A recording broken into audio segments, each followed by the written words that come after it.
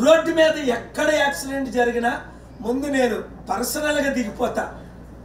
5,000 మంది ఉంటుండగా 500 వెహికల్లో నైజీరియా 2001లో నా కాన్వాయ్ని 500 కాన్వాయ్ని ఆపి అక్కడ డీజీపీ ఎస్కాట్ని ఆపి, మన రిటైర్డ్ ఐజీ ఆల్ఫ్రెడ్ కూడా ఉన్నారు, డీజీపీ సాంగ్లియానా ఉన్నారు.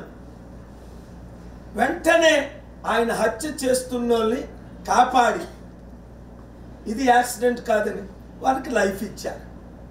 ఇది నేను హ్యూమనిటేరియన్గా ఒక శాంతి దూతగా హిందువులకు అన్యాయం జరుగుతుంది తిరుపతిలో అని ఫైల్ చేసి వాళ్ళకి న్యాయం చేయండి. క్రైస్తవ పాస్టర్లు చర్చిలు నడుపుకుంటున్నారు, ముస్లిం ములానాస్ మాస్కులు నడుపుకుంటున్నారు.